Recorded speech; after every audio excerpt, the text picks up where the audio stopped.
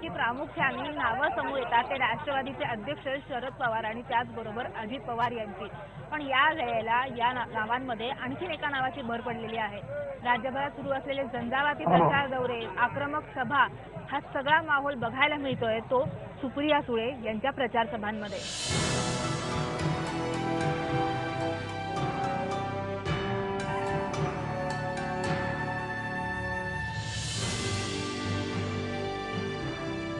कार्यकर्त्यांच्या बरोबरीने हौशे नवशे गौशे अशा सगळ्यांचीच सभांना गर्दी होत असते। पण अशा सभांना आवर्जून आलेल्या आता 3 ज्या आजी आहेत त्या आपल्या बरोबर आहेत। मला सांगा की कोणाची सभा आहे माहिती आहे का तुम्हाला? शरद पवारची। शरद पवारांची सभा आहे। कोणाची सभा आहे आजी? हा शरद पवारचे त्यांच्या पक्षाची सभा आहे। हो। पण तुम्हाला कसं कळलं सभेबद्दल? कसं काय आलाय तुम्ही? आता असंच एकामेकांच्या सांगण्याने आलो आम्ही। तुमचं वाजायचं ऐकू आलं। वाजतंय ते ऐकू आलं बँड वगैरे म्हणून ऐकायला आला। दरवेळेला जाता सभांना? तरी येऊ बाय आहे तोवर येऊ। नेते काय बोलतायत हे पाहण्यासाठी काही कारणाने का होईना या तिन्ही आजींनी इथे हजेरी लावलेली आहे। काय बोलणार आहेत याकडे त्यांचं लक्ष आहे। पण हे सगळं असलं तरी मतदान मात्र आम्हाला हवं त्या लोकांनाच करणार हे इथे सांगताना दिसतात।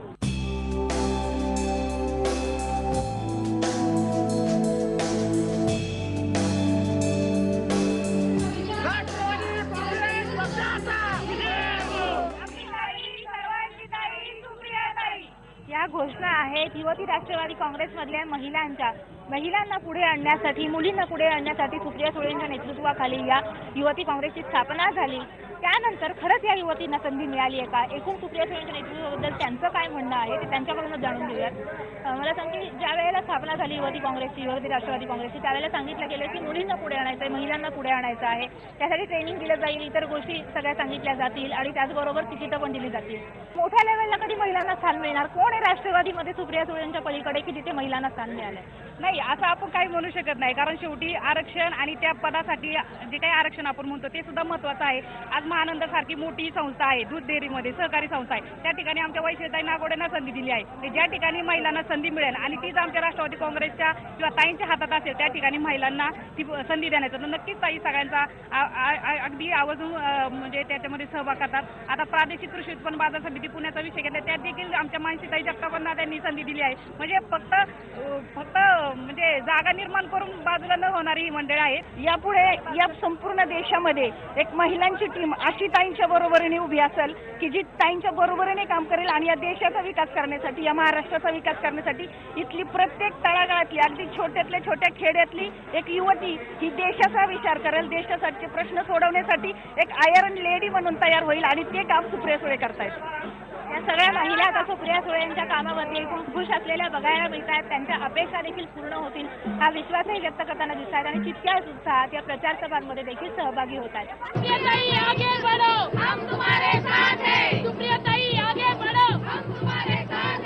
गायांचा गजर जोरजोरात सुरू झालेला आहे। फटाक्यांच्या माळा सुद्धा लावून तयार करण्यात आलेल्या आहेत।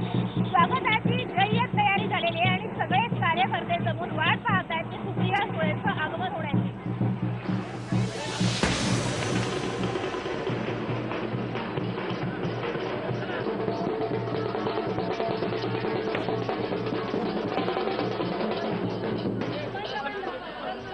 ते काय म्हणतात, भाजपची अफजल खानाची फौज सगळी महाराष्ट्रात आलेली आहे।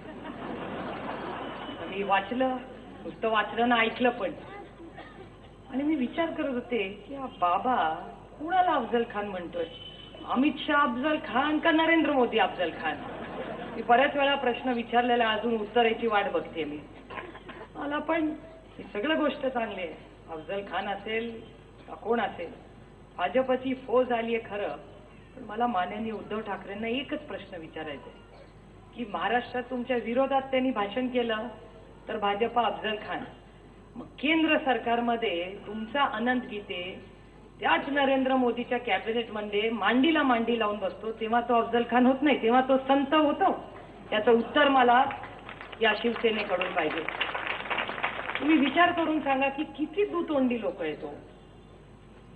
म्हणजे दिल्लीमध्ये माननीय नरेंद्र मोदी आणि इकडे आलं की अफजल खान नरेंद्र मोदी, हे बरोबर आहे का? शोभतं का कुणाच्या माणसाला? मला विचार करून सांगा। तुम्ही शिवसेना ही नक्की कोण आहे याची ओळख त्या कागदातून येते. आणि मी काही तुम्हाला असं सांगणार नाहीये जे मी स्वतः वाचलेलं किंवा ऐकलेलं नाहीये. मी यांच्यासारखी नाहीये उठायचं आणि काय पण बोलत राहायचं, काही बोलत राहतात. मलाही आश्चर्य वाटतंय की या दंतकथा सांगतं कोण आणि ह्यांना लिहितं कोण. अशा दंतकथा रोज येऊन महाराष्ट्रात सांगतात. महाराष्ट्र वाईट आहे, मान्य आहे आम्हाला. कसा वाईट आहे बाबा असं कळू तरी दे. आणि सारख्या त्या मुली येऊन सांगतात, काय म्हणतात, भाजपाच्या कुठे नेऊन ठेवलाय महाराष्ट्र माझा. अरे कुठे नेऊन ठेवलाय काय, महाराष्ट्र महाराष्ट्रच आहे. सह्याद्रीवर उभे राहिलीस तर महाराष्ट्र दिसेल तुला. शोधायला कशाला लागते आमचा महाराष्ट्र. काय खुळे आहोत काय आम्ही हरवायला.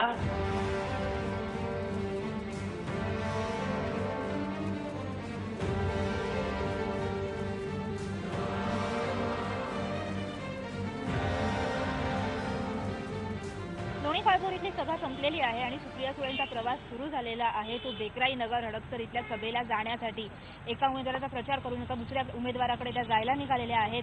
ब्रेक नंतर या दरम्यानच आपण थेट सुप्रिया सुळेंशी संवाद साधणार आहोत. पण त्याआधी घेऊया एक छोटासा ब्रेक. पहा फक्त IVN लोकमत.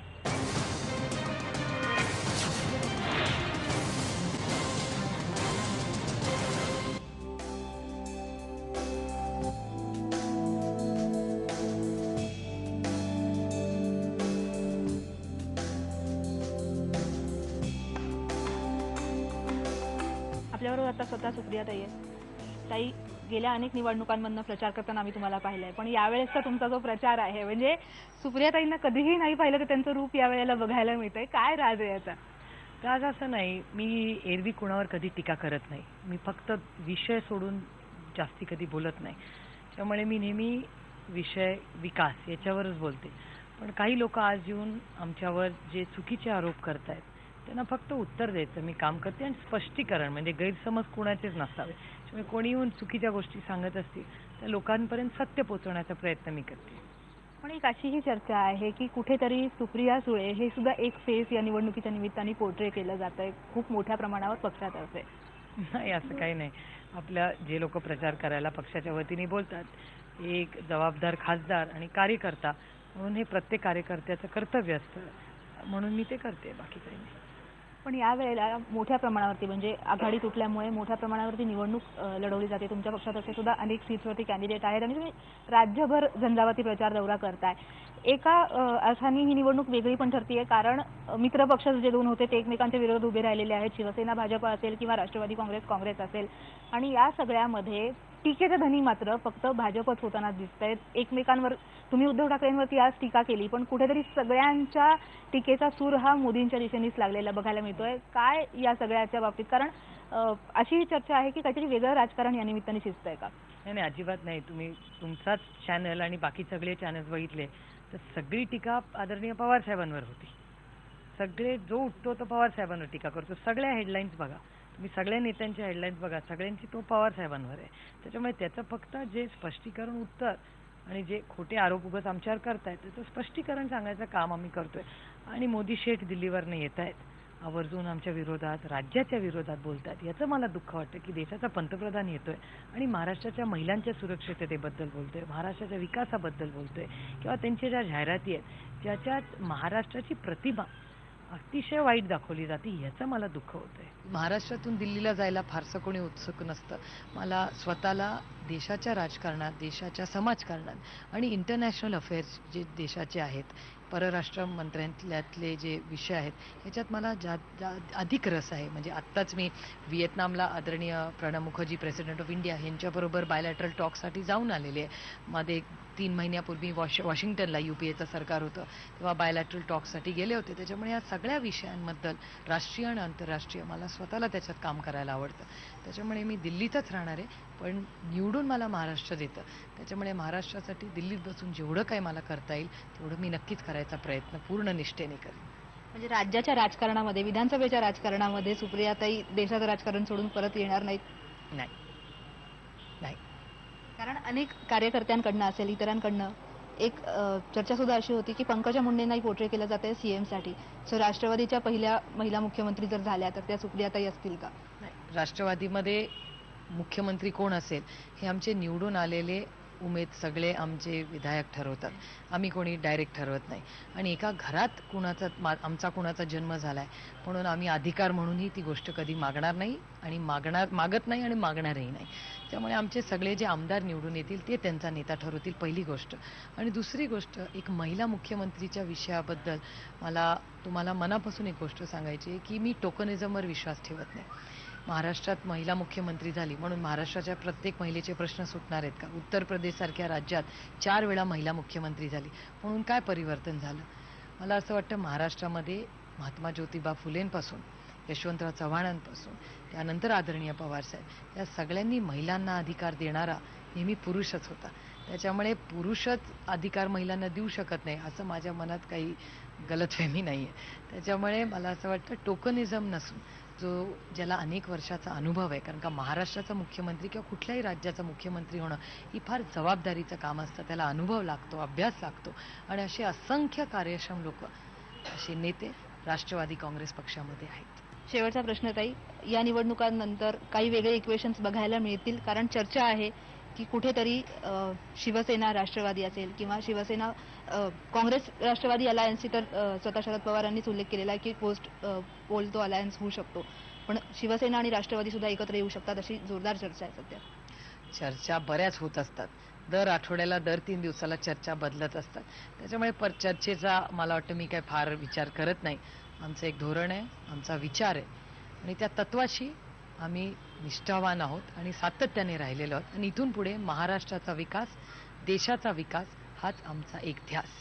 अर्थातच एक वेगळा कॉन्फिडन्स पण सुप्रिया सुळेंमध्ये बघायला मिळतोय आणि त्याचबरोबर त्या वारंवार उल्लेख करताना दिसत आहेत तो एक हाती सत्ता येण्यासाठी प्रयत्न करताना. त्याचबरोबर आणखीन एक महत्त्वाची गोष्ट त्यांनी सांगितलेली आहे की या निवडणुकांनंतर दुसऱ्या कुठल्याही पद्धतीचा अलायन्स होताना बघायला मिळणार नाही. ब्रेक नंतर पाहूयात त्यांच्या बेकराईनगरमधल्या सभेमध्ये नेमका काय माहोल आहे.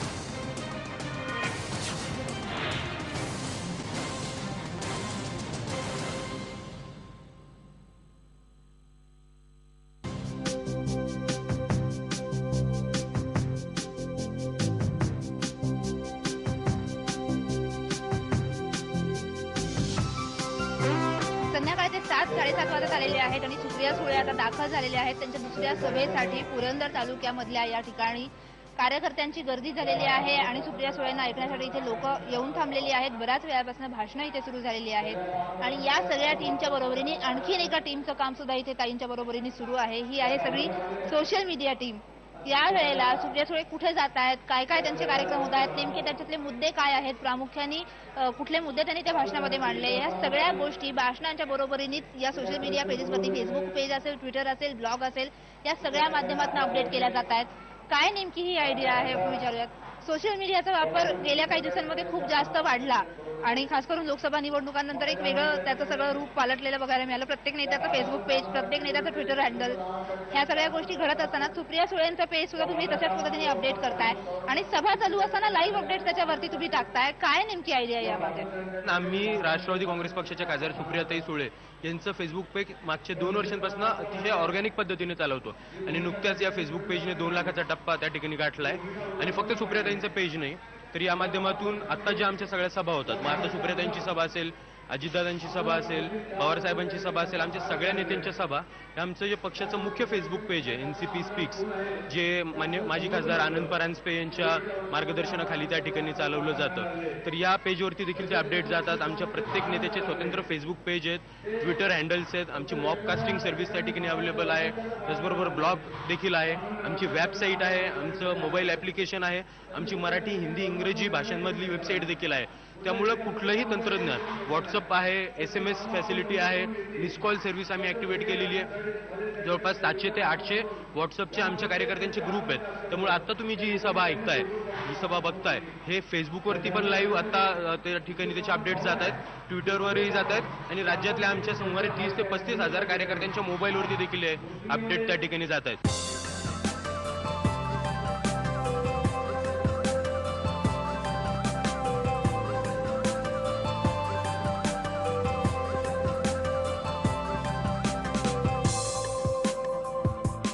सकाळी लवकर तर सुप्रिया सुळेंच्या प्रचार दौऱ्याला सुरुवात झाली आहे आणि आता रात्र होत आली तरी देखील तितक्याच उत्साहात त्या भाषण करताना दिसत आहेत। ज्या ठिकाणी सुप्रिया सुळे जात आहेत त्या प्रत्येक ठिकाणी असाच माहोल अनुभवायला मिळतोय। कुठे चॉपरनी, कुठे विमानांनी, तर कुठे चारचाकी वाहनांमधनं सुप्रिया सुळेंचा महाराष्ट्रभर झंझावाती प्रचार सुरू आहे आणि याचं कारण त्या सांगताना दिसत आहेत की आपल्यामध्ये इलेक्शन फीवर संचारलाय। या इलेक्शन फीवरचा, या सगळ्या कष्टांचा आणि या सगळ्या त्यांच्या दौऱ्याचा नेमका किती फायदा होणार आहे त्याचा निकाल 19 तारखेलाच बघायला मिळेल।